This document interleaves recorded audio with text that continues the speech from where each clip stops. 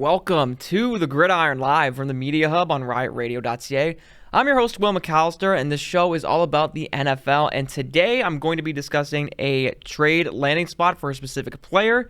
We got my top 5 NFL draft prospects heading into the draft this upcoming April. And we got my top 5 NFL heartbreaks that I've witnessed in my lifetime. So it's a bit of an interesting show we have for you this week. From March 26th all the way till March 26th, and early April shows right before the draft. There's not really a whole lot to talk about during this NFL time. Like, the NFL news cycle is pretty slow, so you have to come up with your own segments here. And the first segment I have is the trade landing spots for Cincinnati Bengals defensive end Trey Hendrickson. So let me give you a little bit of a backstory with Trey Hendrickson. So the Bengals, they were in kind of an offseason dilemma. They had to pay their top 2 wide receivers, Jamar Chase and T. Higgins. They did do that, both of them getting over $25 million per year. Higgins is getting $28 million per year, and Chase is getting $40 million per year. So Jamar Chase is the highest non-paid quarterback in the NFL, getting paid $40. And now they have no money for Trey Hendrickson, so they need to find a way to either, A, get him paid, or they just trade him and get draft picks in return. So I have 5 teams that I think could really benefit from him. So I'm going to get that started. And the 5th team is the Baltimore Ravens. The reason why I put the Ravens on this list is that they could really get another good pass rusher with like Odafe Owe. They also got Justin Madubuike at the interior. But I'm putting them this low because it's not every day you see a division rivals trading with each other. It just doesn't really make sense. It happened a couple years ago where TJ Hawkinson got traded from the Lions to the Vikings, and the Lions got a 2nd and a 3rd round pick in returns. They got a decent turn for TJ Hawkinson. And then earlier in the offseason, the Jaguars traded wide receiver Christian Kirk to the Texans for, I think it was like a 6th round pick. But Baltimore, that would be a huge boost for their defense to get a pass rusher. He's led the league in sacks a few years ago, and he could still play at a really elite level. I just have him at 5 because it's not every day you get to see them see a division rivals training with each other. And the Bengals are smart. The Bengals are probably smart enough not to do that, go down that route. So they might as well just go ahead and trade into like an NFC team where you only get to see him like once every 4 years. So on. But yeah, the Ravens I have at number 5. Number 4, I'm going to go with the Seattle Seahawks. Even though that they did get DeMarcus Lawrence, I just think Lawrence is older, he's injury prone, he's not going to get you double-digit sacks like he used to. He'll get you probably like 6 to 7 sacks. Hendrickson, he will become the face of that defense for 100%. He'll become the face of that defense up in Seattle. And Mike Macdonald is the head coach there. He was a heavy defensive guy. He was the defensive coordinator of the Baltimore Ravens. They got the head coaching gig in Seattle. But yeah, Hendrickson would fit right in there with Leonard Williams and DeMarcus Lawrence. And you got a few other guys, and Ernest Jones is very good. It's a semi-young defense, I would say, because you also got the 2 corners and Tariq Woolen and Devin Witherspoon. You got Kobe Bryant at the safety position. So it's a young defense, and they give yourself Trey Hendrickson. You're obviously going to have to give him an extension as well. But I think Seattle, they do have the money to do so, even though they did sign Cooper Kupp to a $15 million deal. I still do think they have the money to go after Trey Hendrickson and really be a nice fit for that Seahawks defense. At number 3, I have the 49ers on this list, is because they cut Leonard Floyd to make room for Joey Bosa, Nick Bosa's brother, and then Joey Bosa looked like he was going to sign, and then all of a sudden backed out last minute to join the Buffalo Bills. So you need that 1A to 1B type of pass rusher in Bosa and Hendrickson to kind of, I would say, save the season for the 49ers. I think it would be interesting look, just because the 49ers, they've had the worst offseason probably out of all the teams in the NFL. I mean, they lost so many pieces. Even on the defense, you lost Dre Greenlaw, Fred Warner, Talanoa Hufanga. I mean, they lost a lot of guys, and that was just on defense. Offense, I mean, they lost Deebo Samuel, they lost Aaron Banks. I mean, they've lost a lot of key pieces on that team. They did very little to help them. And not only that, you got to pay Brock Purdy close to $40 million per year. Brandon Ayuk. Depends on what he's going to do, if he wants to stay or if he wants to get out of there. Christian McCaffrey, he's injury prone, and at 28, it's not going to work. But if you add a guy like Hendrickson, I think you can just get that boost of confidence back with the 49ers. The NFC West is a very tough division. I mean, the Rams are going to play good ball. I think the Cardinals are going to bounce back. I think they could be like a sleeper dark horse team. And then Seattle is always going to be in that mix of 9 to 10 wins. And the 49ers are pretty much an afterthought at this point. I mean, but you add a guy like Hendrickson, he's going to add that fast pass rush with Bosa, and it's going to be hard to occupy those two with Bosa and Hendrickson, because you could go to double team one of those guys.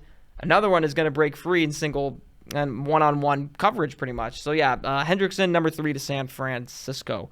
Number 2, the Washington Commanders. I think this would be a pretty good move for this football team. I mean, they were the winners of the offseason, so I went from the losers to the winners of the offseason. I'm adding a piece like him on a defense that already has like Deron Payne, Josiah Newton. You got Javon Kinlaw. They also lost Dante Fowler, their leading pass rusher, so you replace him with Hendrickson, who could get you 14 to 15 sacks a season, along with Dorrance Armstrong, who was a solid player as well. I mean, and you still got Bobby Wagner working in the middle of the field, Marshawn Lattimore in the secondary. That would be they might be the favorites in the NFC East if that could happen, because there's a lot of hope with the Commanders. And when you have a quarterback and Jaden Daniels on a rookie deal, you can pretty much do whatever you want. And I think the last time I checked, the Commanders had, I think, around like $60 million in cap space still, so they still have a good amount of money to work with to go after Hendrickson and give him like a nice big payday. But I would say not really a nice big payday, because you still got to pay Daniels, and Daniels is definitely good. If Daniels keeps going on this run, like NFC Championship appearances, at least a Super Bowl appearance, he's going to want up towards $55-60 million per year. So you kind of have to put Hendrickson on the back burner and probably give him like a $25 million deal. But this move could really work out for Washington if they're all in on him, because there's been a few reports coming out that he could be a possible trade candidate for that team. I would love to see it. Let's see a team that is that aggressive and going all in, and Hendrickson would fit right with that Commanders defense. And the number one team I think would work out for Hendrickson are the Detroit Lions. The Lions lost Aiden Hutchinson in Week 6 to the Cowboys. It was a gruesome injury. I'm not going to get into that. But they also lost They lost Alan McNeil. They lost other pieces on the team, and they don't want to go through that again. They were a very good team. They were the 1 seed. Lost to Washington in the divisional round. But imagine you get a guy like Hendrickson. And not only that, Detroit has the draft capital to do that. I mean, Detroit can just easily be like, we'll give you a first and a third, and then you give us Hendrickson and like a 5th or 6th back in return. One of those 5th or 6th back in return, and then, yeah, there you go. You have your first, you have your third this year, and then you give us a 5th this year, and then, yeah, Trey Hendrickson is ours. Him, Aiden Hutchinson, Alan McNeil, Levi Onwuzurike, I think the other defensive tackle, is still there. It would be a pretty scary D line to work with, because Hutchinson is going to get you probably 12 to 13 sacks. And then I said Hendrickson is going to get you at least 14 sacks per year. So imagine like those two. I mean, that's 26 sacks between the two of them. I mean, that's pretty impressive if that were to go down. I mean, plus the Lions, they're in, like most of these teams like Detroit, Washington, Baltimore, they're in win mode right now. I mean, they are in crazy win mode right now. I could definitely see Detroit. Like Detroit and Washington, I can definitely see pulling off. San Francisco, I mean, I did put them at 3, but like they're in like a different kind of trouble right now with how the offseason panned out. And then Seattle, I could definitely see. Baltimore, not much, because just them trading with the division rival doesn't really happen that way. But the Lions, I mean, they can definitely win 13, 14 games this year, even though them losing both their coordinators. The players understand the philosophy in Detroit. They love to play for Coach Campbell. It's a gritty football team that just goes down, wins the battles in the trenches, and they can just compete with anybody. just anybody, and also they got a good supporting cast on offense to work with here. But yeah, Hendrickson I got going to Detroit. That is my top landing spot for Bengals defensive end Trey Hendrickson. In the next segment, I am going to be talking about my top 5 favorite draft prospects. I really, speaking of the NFL draft, like going into like this season, like I do this like almost every time with the draft. I'm like, oh, I can't like fall in love with this draft class like I am next year. But now that I'm getting used to all the prospects and learning about them, I'm like, man, this draft class is going to be so good this year. This is honestly one of my favorite ones. If you're a big fan of like the running back position, if you're a big fan of offensive linemen, even wide receivers, like this is a very heavy draft class for these positions. Even defensive tackles, it's a very deep position there. But I'm going to get right into it. So my 5th favorite draft prospect headed into April is Omarion Hampton. He is the running back for the North Carolina Tar Heels. I'm going to pull up. I pulled up his draft, his overview, his strengths. He is a big back with impressive chiseled physique. Displays etiquette burst as an off-tackle runner. Runs square and drives through tacklers with good contact balance.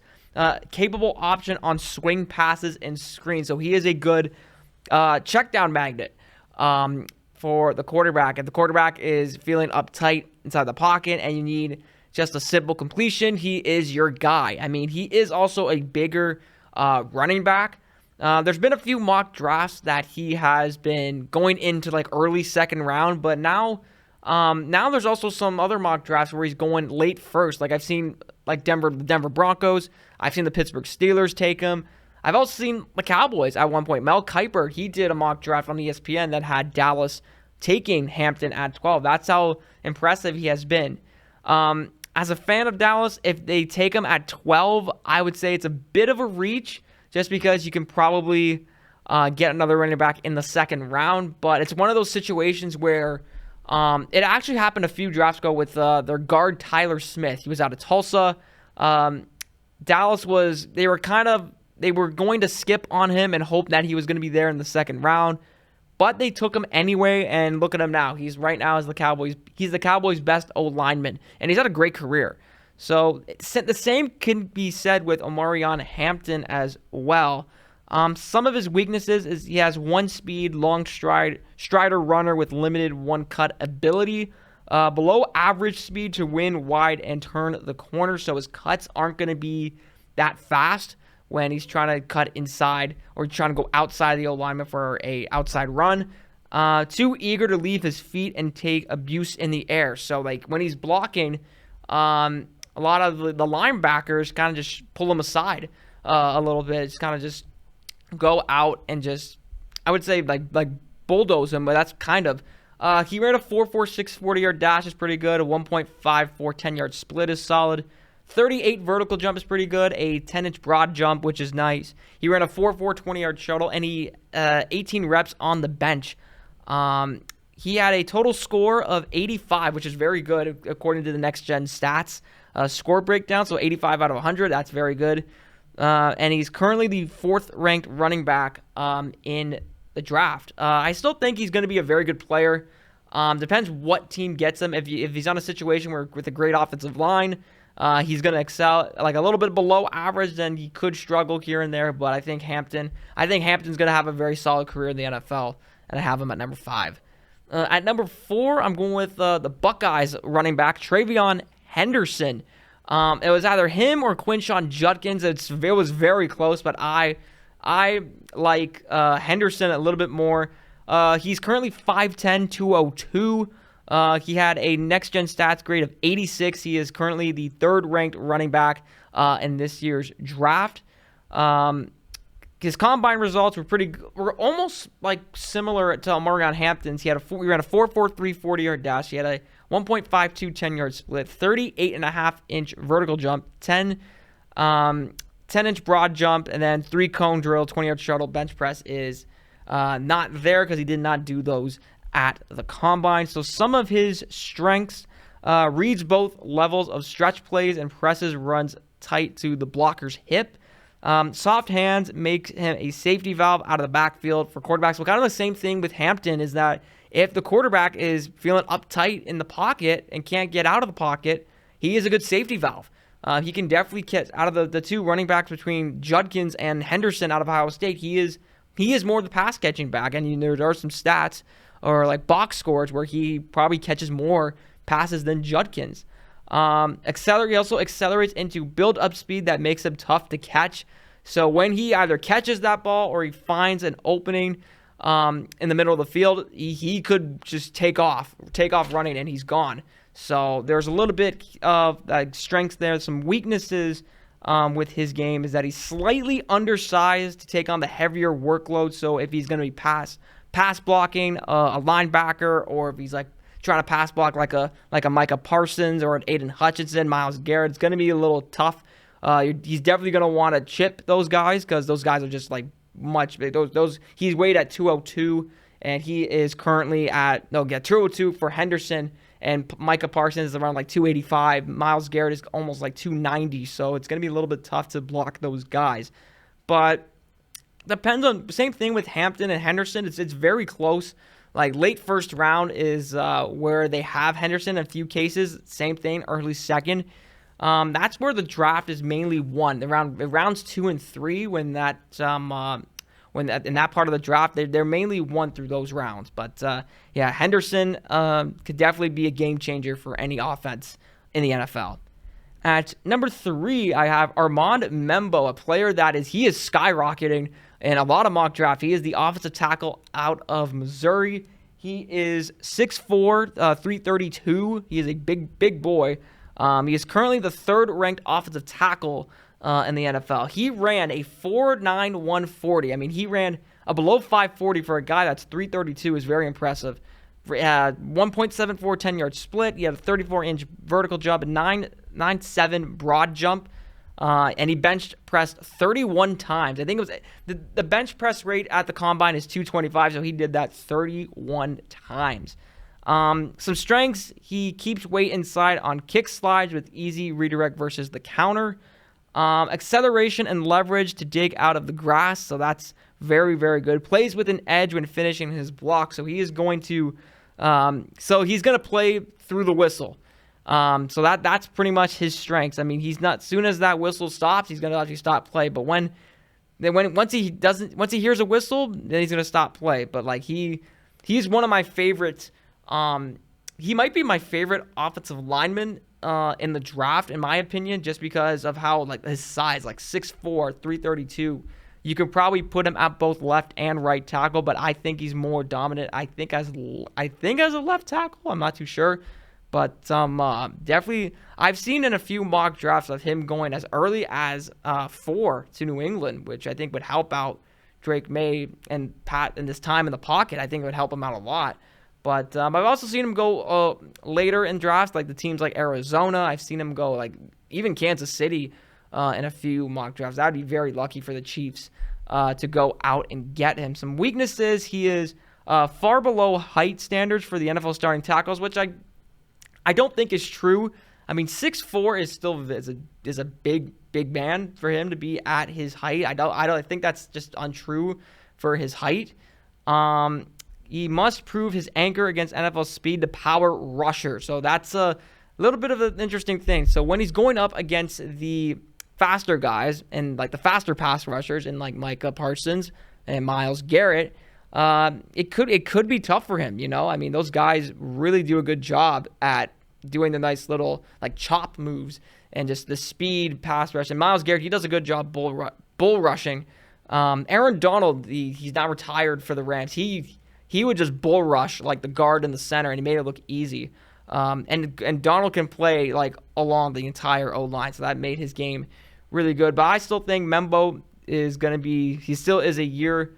I would say he's definitely not a project, but I definitely think he can work to anywhere. He's going to start, and he's going to prove a lot of NFL players, a lot of NFL pass rushers wrong, in my opinion. A lot of scouts wrong too. So I think him going inside, I think the top 10 is a pretty realistic possibility.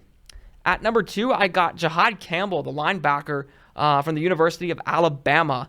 They gave him a score of 82, which is him or Jalon Walker could be the top ranked linebackers, but I think it could go to Jahad Campbell.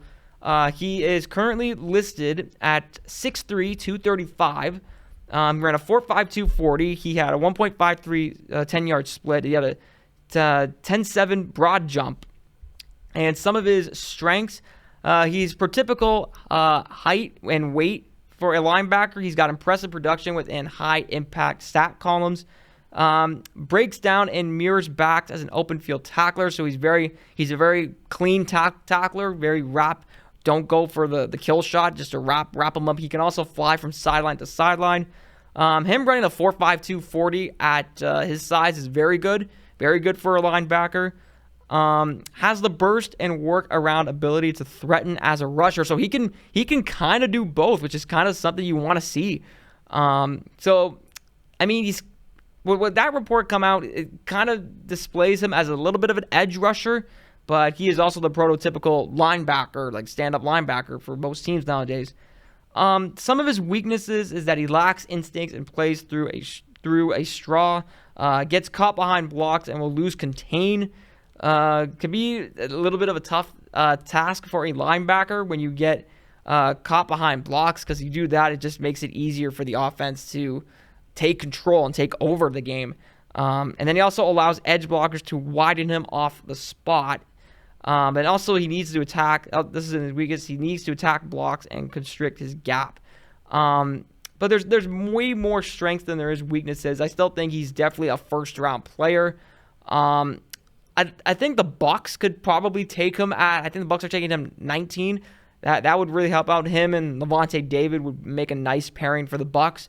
But yeah, Lavonte David, I think he's going to be a great player for many years to come. I definitely think he is going to be one of the best to ever do it, in my opinion. And also, he played at Alabama. I mean, you're playing SEC competition. You're playing a lot of NFL-ready players already. So I got him at number 2 as one of my favorites.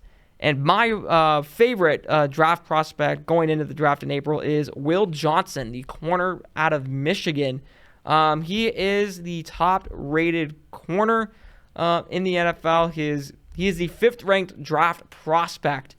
Going into this year's draft, there's a lot of teams.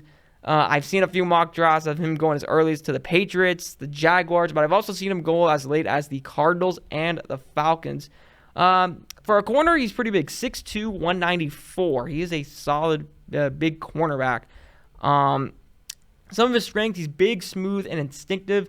Connects quickly from press and could run with the route. That's something you want as a lockdown corner. When you could just run with the wide receiver, because Richard Sherman said it when he was with the Seahawks, when he was it was a segment, it was with him and Terry Bradshaw and Randy Moss. And like the main purpose as a corner, you want to outrun the wide receiver. You also want to jam him. You want to jam him at the line of scrimmage. You want to make him feel uncomfortable. Get him like thrown off a little bit. There's also some more strength. He's got good body control and change of direction in space. His transitions are fluid and well timed from his pedal to or off man. And he races downhill to strike pass catchers with force. So he is not only a good pass break corner, but he can hit hard too. So those are some things that could really help make his case as being maybe even a top 3 player. Some of his weaknesses, this is just one. He suffered a season-ending turf toe injury in October. Struggles to factor once he is stacked by a receiver. Can afford to become more aggressive in block take on run support. And he also open field overruns lead to missed arm tackles in space. So there are some things that he does need to mix up. I mean, the season-ending toe injury is not really that stuff happens to a lot of NFL players. I wouldn't say it's a weakness, but turf toe, if this was like a torn ACL or like a torn Achilles, then yeah, I could definitely see that him going down draft boards. But turf toe, not really a big thing to go over. But I wish, if the Cowboys get him at 12, I will be so happy, because Dallas, they need a lot. They need a lot of players. It might be one of the most thin teams I've ever seen the Cowboys have. But yeah, those are my top 5. Marion Hampton, Trey Hendrickson, Armand Membo, Jahad Campbell, and Will Johnson. So I am going to be talking about the top 5 heartbreaks in my lifetime. So I've seen some crazy stuff in the NFL as not only a Cowboy fan, but as just a sports fan in general. I've seen some crazy things play out. A lot of things that kind of worked in my favor, my team's favor, or then a lot of times not work in my team's favor. But yeah, I think numbers 1, same as I think last week I said 1 and 2 were deadlocked. Same thing. I think 1 and 3 this time are pretty much deadlocked. 4 and 5 you can kind of mix around depending which one was bigger. But yeah, so at number 5 I have the Steelers-Bengals wild card game in 2015 or New Year 2016. I reviewed a video of this game last year. I think it might have been in May or June in one of the episodes, and I talked about how upset I was. And I'm not even a fan of these teams. Like, I was rooting for Cincinnati because they hadn't got past the first round since 1990. So 1990, you do the math, 90 and technically 2015. So they hadn't got past the first round in 25 years, around that time, 25 years. So it looked like the Bengals were going to win because the Steelers were trying to go march down the field, and then the interception happened by Vontaze Burfict.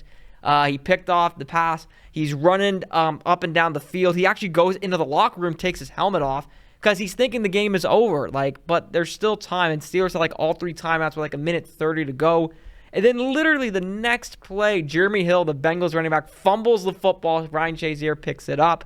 And then the collapse happened. Oh, boy. I mean, Antonio Brown, that was the moment where he started to develop some CTE because he took a nasty shot to the head by Vontaze Burfict, the same guy that had the interception. Vontaze Burfict went from here to here in world record time. I kid you not. He was like the savior, the people of Cincinnati would give him the key to the city to just outright the most hated man in Cincy. And then 2 plays later, another flag came out because Joey Porter, the Steelers, I think he was the O-line coach at the time, he was pretty much trolling the Bengals players.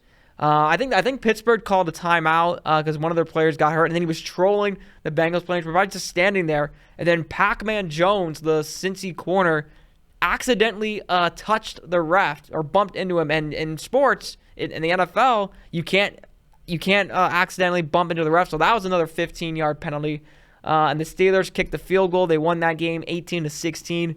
CBS did the broadcast. It was Jim Nantz and Phil Simms. They panned the camera a bunch of times to Bengals fans that were crying. Some fans were just mad. Some fans even looked depressed. I mean, because they were about to witness that first playoff win in 25 years, and just it went down the drain. I mean, I felt so bad for these fans.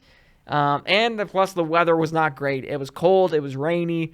So they were just miserable driving home, back to Cincy. But yeah, that's my number 5. Number 4, I got the Blair Walsh missed field goal. Oh boy, I mean, talk about drama. I mean, this was a very low-scoring game. I think it was 12-10 for the Seahawks, and then Blair Walsh is lining up for a 27-yard field goal, and I can hear the Vikings radio broadcaster going, "Oh my God, he missed it! Are you kidding me? The season can't end like that!" And just literally, he was just beside himself. I was like, "Oh my God, no way!" And there's always a saying, there's a scenario in the NFL, or a question: can the average person rush for a yard? And usually, a lot of NFL players say no.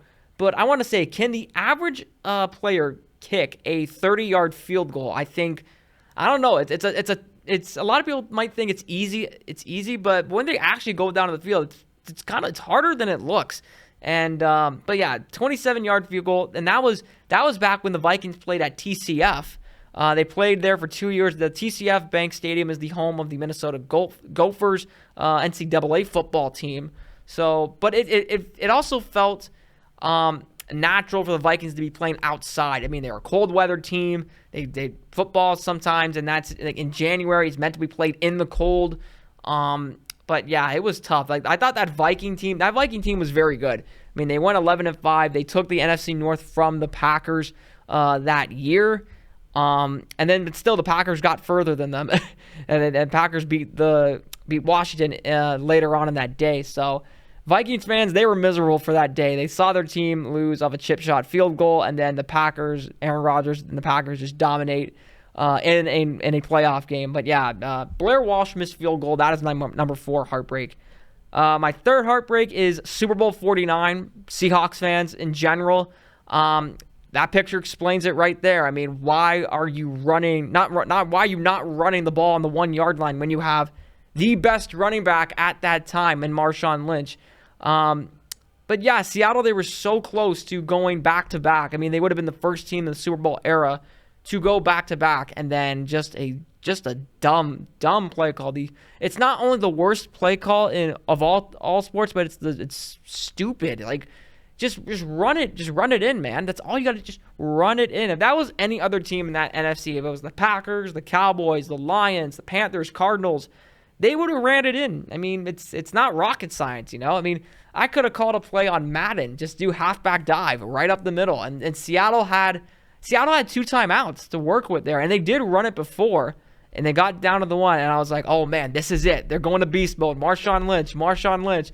And then it was like, I think there was like a quick slant where it was like a pick pass or whatever, and Malcolm Butler, the DB for the Patriots, read it beautifully. He was like right there for it. And then Seattle was trying to get the ball back. They were trying to force a safety, but then Brady called, I think, a hard count, and then Seattle jumped off sides.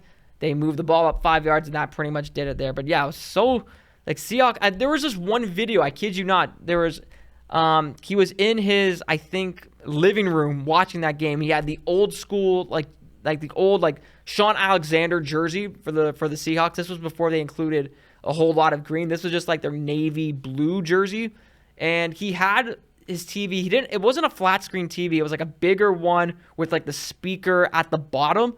And the guy was like, he was crouched over. He's like, you do not throw the ball when you have Marshawn Lynch. And then his friend sarcastically goes, what was that? And then he said it again. He's like, and he said it slowly. He's like, you do not call a pass when you have Marshawn Lynch. And then full on just John Cena shoulder tackles the TV. Like he goes through the TV. And yeah, he's obviously gonna have to get a new one. But that TV was just so outdated. I've been to a few people's houses where they have that exact TV with it's the big one with, it's not even a flat screen, the big one with the speaker at the bottom. Like I've seen a lot of people have it. It's like those early 2000s like TVs that I've seen a lot of people have. But yeah, that guy went right through it. And yeah, that was like number 3 heartbreak that I've seen. My second is the no PI call. When I refer to this game, the NFC Championship game between the Rams and the Saints. Man, talk about robbery in this game. Holy moly. I mean, the Saints, they were going to go win the Super Bowl. This team was just loaded with talent. I mean, you had Drew Brees, Alvin Kamara, Mark Ingram. You had Michael Thomas, Traquan Smith, Ryan Ramczyk, Teron Armstead, Cam Jordan at defensive end, Marshawn Lattimore at the corner position. I mean, and this Saints team was loaded, and they won 13. They went 13-3. It's kind of funny.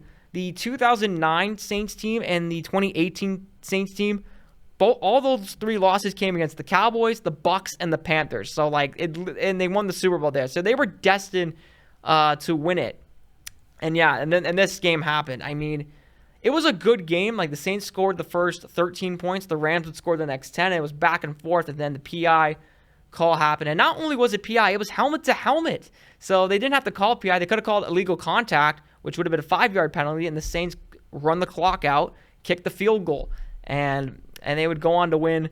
I wouldn't say win Super Bowl 53 because you don't know what they were going to do against New England. New England probably had a game plan. They were probably prepping for New Orleans, I would think, but they didn't. They were prepping for LA, and I remember this. Few things. When the game was over, Sean Payton had an interview with Erin Andrews, the sideline reporter for Fox. I think she still works there. And she was like heartbroken for him. And Sean Payton said, he's like, yeah, I just got off the league with the front office. They completely blew the call. I can't believe it. This was such a devastating moment for the city of New Orleans, and I just can't believe it. I'm just like he was shell shocked. Like he couldn't, like he was screaming at the officials. I mean, that's such a blown call in my opinion, and it's just like they can't go back on it. And they probably a few days later they're like, oh yeah, we messed up. But that's the problem. Like they always say they messed up, and then all of a sudden it's just like, yeah, oh well. And the number one heartbreak in my lifetime, without a doubt, not even close, was the Dez Bryant catch. Oh my God. I went crazy for this. So the scenario here was the Cowboys beat the Lions over some other controversial call. There was a pass interference call by Anthony Hitchens. The flag got picked up. Actually, there were offsetting penalties because there was a holding call on the Lions. But Dallas, they won. They beat Detroit. I think it was like 24-20. They beat them. So then they go to Green Bay. And now the storyline for this game is that Dallas was 8-0 on the road. Green Bay was 8-0 at home. So someone had to lose this game. And it was a good game up until this moment right here. And oh man, seeing it was 4th and 2. Instead of just running it, which Dallas did a lot, they led the league that year in time of possession, they decided to pass it. And they passed it to their best playmaker in Dez Bryant. And he came down with it. I mean, at the time, he caught it, made a football move, took 2 steps. And I thought that was good enough. But all of a sudden, Mike McCarthy decides to challenge it. And Gene Steratore, I remember him saying, after review, it is determined that the receiver did not maintain possession. Green Bay goes nuts. My dad and I were just furious. If anything, like Dallas should have won that game. But it was like, you never know. Like Green Bay would have got the ball back with like 4 minutes and like 25 seconds left. So that was plenty of time for Aaron Rodgers. But that's not the point. The point is that Dez Bryant caught it. He made a football move, took 2 steps. Even if the ball hits the ground, like you can still maintain control of it, which he did. And then he caught it like this. The ball was like here, but then the ball, as he comes down, the ball pops up, and he still has possession of it. And that was on Sunday, and then like Tuesday or Wednesday, they're like, oh yeah, that was a catch. We blew the call. Oh well. And I know Packer fans are gonna be. I have a few Packer fans, like friends, and they're like, oh, that wasn't a catch. Nuh-uh. It was a catch. Come on, just be realistic. It was clear. 100% highway robbery. The Dallas Cowboys that year. You never know. If they won that game, who knows what would have happened in Seattle. If they even have moved on, who knows what would have happened if they played New England in the Super Bowl. They probably would have ran the ball on the 1-yard line. So that's that. But yeah, those are my heartbreaks. The Steelers-Bengals wildcard game in 2015. The Blair Walsh missed field goal. Super Bowl 49. The no PI call between the Rams and the Saints. And the Dez Bryant catch. And well, that's the end of our show for today. I look forward to seeing you guys back here next week. Please don't forget that you can follow us on social media on DCSA Media Hub.